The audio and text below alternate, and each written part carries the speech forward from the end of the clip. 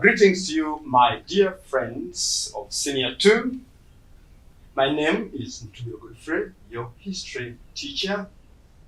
I'm going to teach this lesson with my friend from the Uganda National Association of Sign Language, Uganda National Association of Sign Language, Mr. John Uyinza. He explains those of you who learn by sign language. I'm glad that we are going to work together and learn more history of East Africa. I trust that you have kept yourself safely in your homes during this COVID-19 lockdown. I still want to remind you that the President of the Republic of Uganda and the Minister of Health have given us further advice in order to survive the deadly coronavirus. This is what they advise. 1, sneeze and cough in your sleep. 2, avoid touching your eyes, nose, and mouth, especially when you have touched on different surfaces where you're not sure. Avoid contact with people, especially strangers, the people you don't know. Clean and disinfect frequently touched objects and surfaces. But above all, stay home. Don't around. Get your books, read your books. Be good mom and dad, and uncle and auntie. And lastly, limit social gatherings to a maximum of 5 people while maintaining a 4-meter distance from other participants.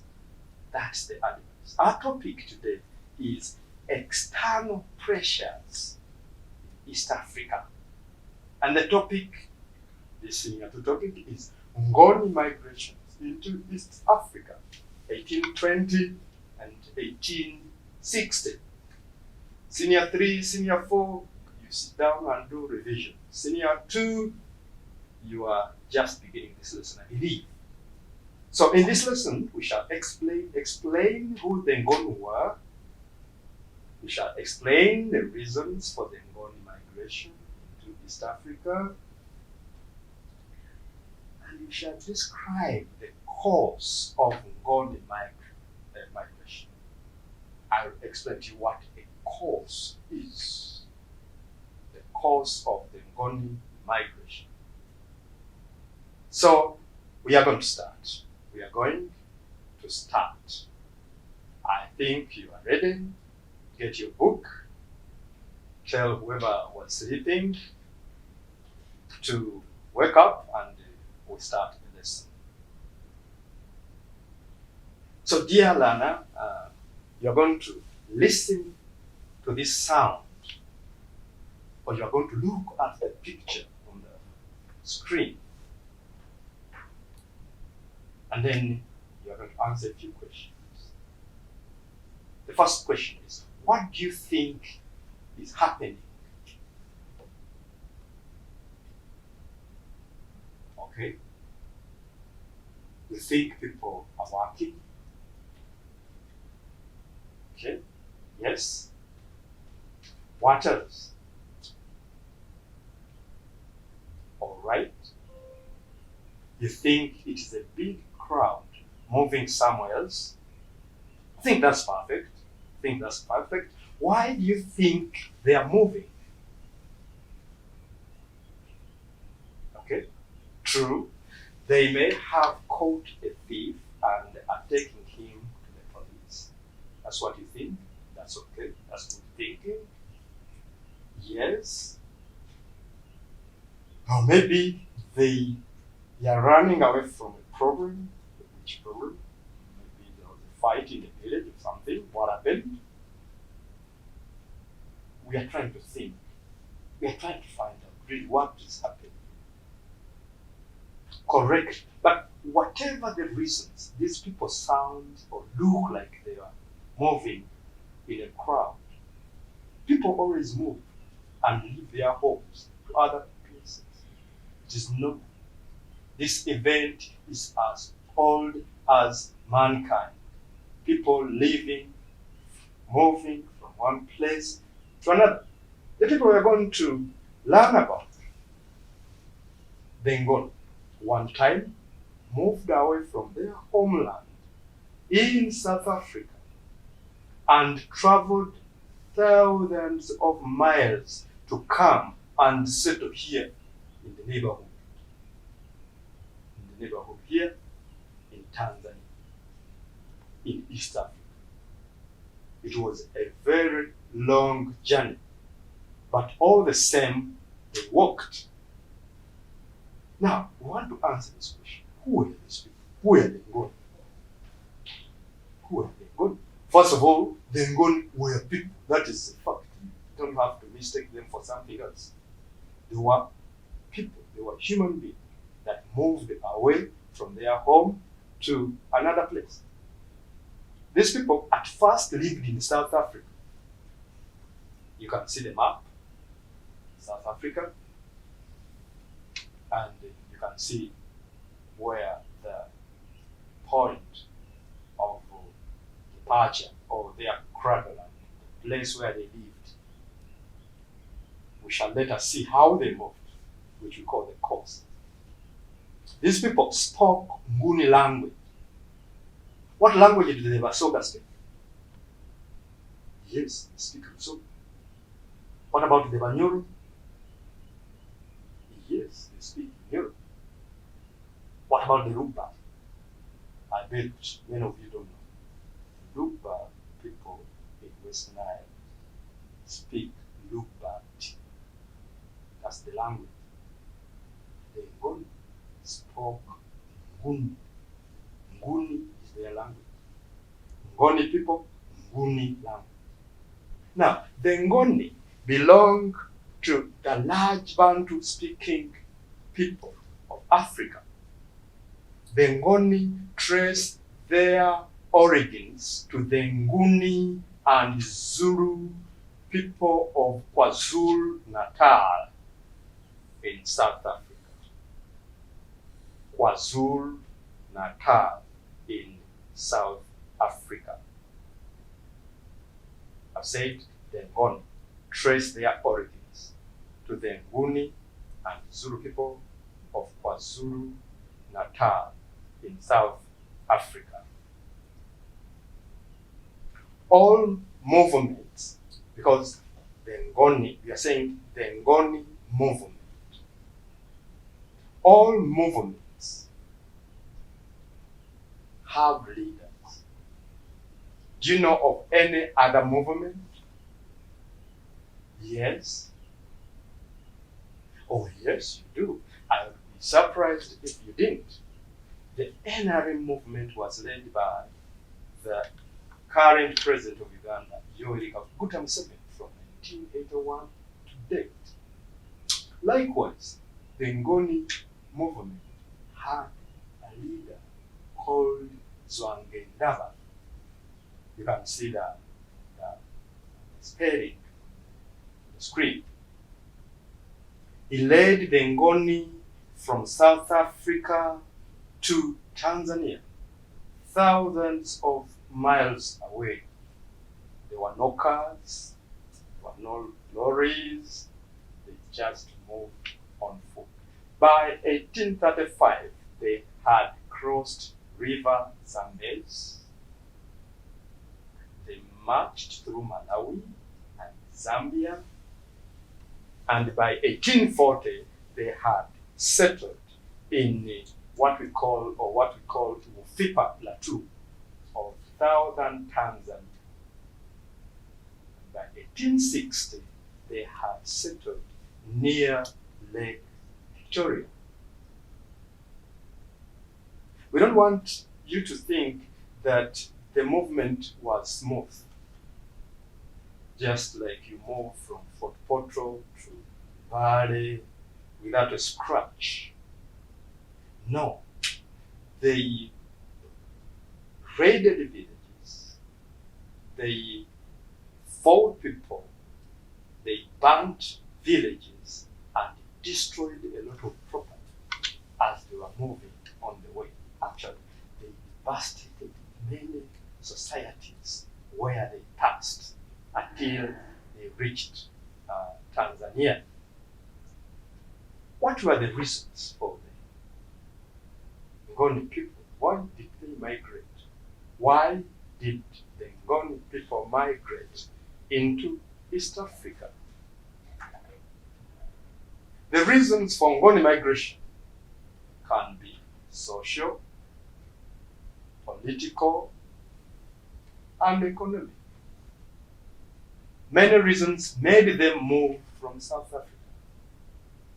These include the character of King Shaka.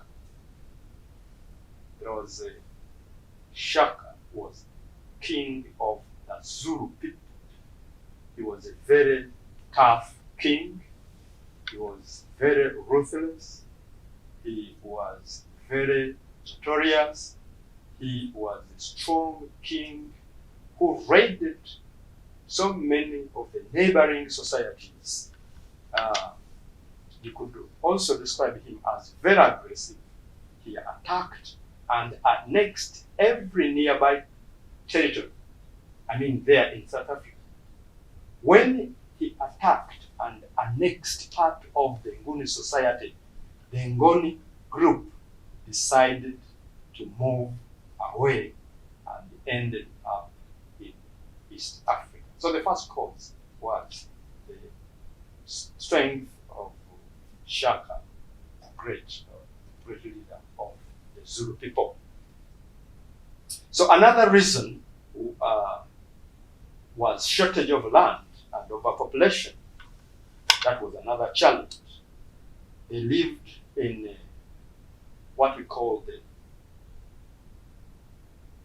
the Drakensberg Mountains, and they faced a problem of overpopulation and shortage of land. Other sources of challenge, why they moved away to East Africa, or rather into East Africa, is that a number of societies around the coast competed for profitable trade with the Portuguese traders. And this made the weaker states migrate and leave South Africa.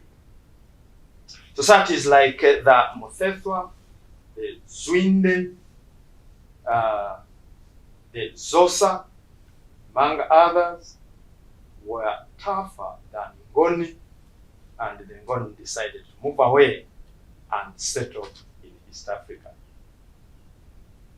Another reason was the military age evolution of the Zulu kingdom. Shaka, the Zulu king, had trained his soldiers, and some of these soldiers were Ngoni people. The Ngoni people had training, a lot of training by Shaka, the great king. So they had the desire to export and discover their military strength. This resulted into their migration into other places. They wanted to show their might because there were some other smaller states, much as where they were suffering from the strength and might of the neighboring states. But somewhere else they were weaker tribes, and therefore they had that desire to export this culture and strength.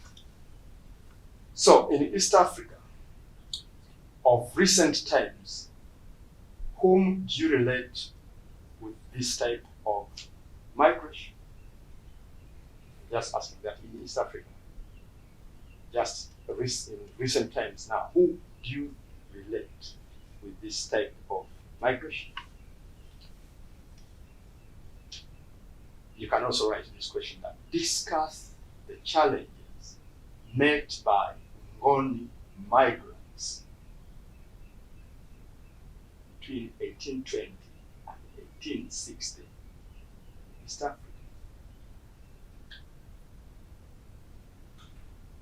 And then, what are some of the current reasons that make people migrate today. So my friend, I'm going to give you a simple, beautiful piece of music, and you relax as we plan to look at the cause of Ngoni movement.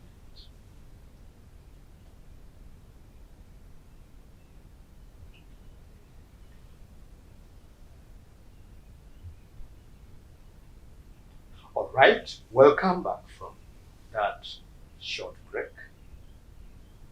We want to describe how the Ngoni moved from South Africa into East Africa. First of all, I want you to understand that the word cause, C-O-U-R-S-E,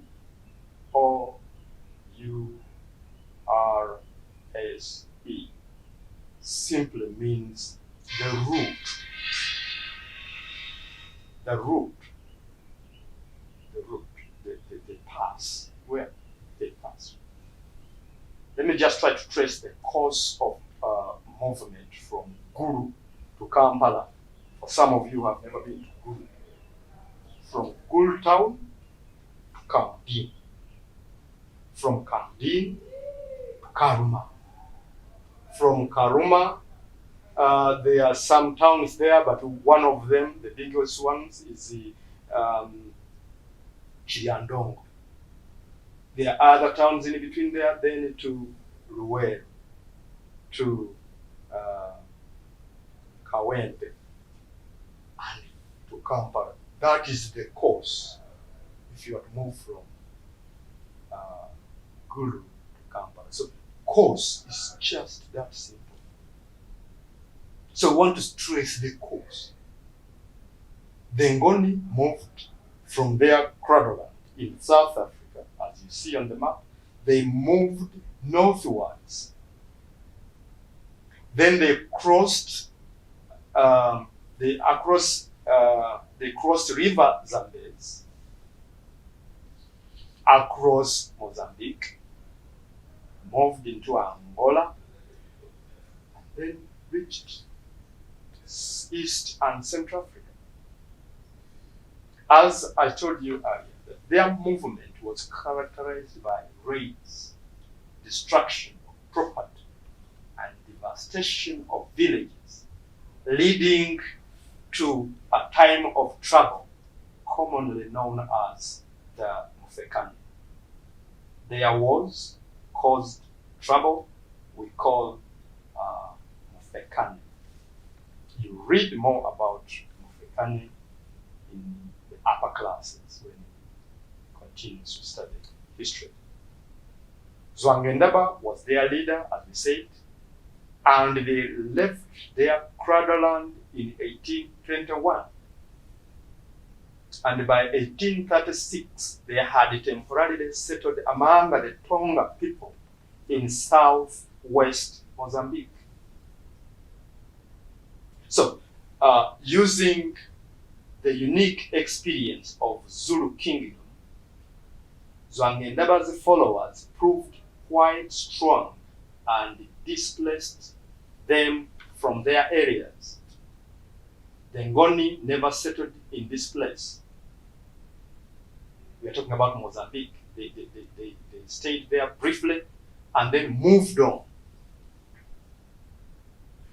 As they moved on, they later moved northwards, capturing, absorbing people into their regiments and recruiting many others for the expansion of the Ngoni areas. So we are looking at the course. That's from here to here, from here to here. By 1840, Zwangendaba's followers entered Wufipa Plateau, north of Malawi, and they made their first settlement in East Africa on this land. So, the total population was defeated and forced to shift to unfavorable mountains in South Tanganyika. So about 1844, Zangedaba died and his group split into 5 smaller groups. After a series of succession disputes, quarrels here and there because the strong leader had died, 2 of these groups, that is the Ngoni and the Ngoni, moved again northwards into Tanganyika, while the Mbewa and the Kwasi Ngoni groups moved into present-day Zambia and founded new smaller states there. So you can see that at that point we now see what we call dispersal. They go into different directions. The Tutangoni inside Tanganyika are responsible for bringing together the Nyamwezi into one centralized state. Yeah, because the Nyamwezi at first were fighting each other. They had small sections, fighting one another, quarreling, killing one another. Now, when they saw a strong force had come, they gathered together to defend themselves. So they joined and formed what we call the Nyamwezi state, a kind of centralized state. In the process, these wars, the Ngoni captured this young man called Mirambo, and later on, when he was released, he became a military genius and a statesman who established the Nyamwezi kingdom to its 19th century climax. We study about this young man, Mirambo, and how he was a genius fighter and a leader of the Nyamwezi kingdom. Meanwhile, some of the Nguni speakers in the same period, South Africa, also moved. They migrated to other parts of East Africa, migrated to Central Africa, like the people we call the Ndebele today, residing in Zimbabwe. There's a group of people, like you call yourself, you know your tribe. So there are people called Ndebele, and when you go to Zimbabwe today, you find them there. Like when you come to Uganda, you find the Baganda, the Bamba, the Batoro, the Chiga, the Acholi. You know, we have many tribes here. When you go to Zimbabwe, the first tribe you ask them where are the Ndebele people. They are a very old group of people. They were part of this migration. These were led by a man called Muzirikazi.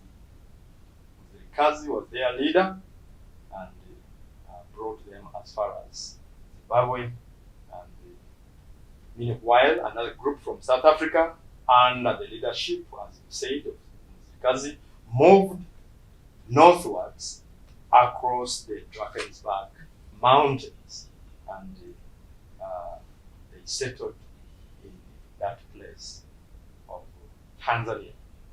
So, I want you to do this work and hand it into your teacher when the school opens. Number 1, draw a map of East Africa and show the routes that were used by the Ngoni migrants. Then 2, I hope you have understood the first part. You are drawing a map showing the routes. Number 2, give reasons for the success of Ngoni migration. Why did the Ngoni succeed in their movement? And then 3, explain the reasons of Ngoni migration into East Africa.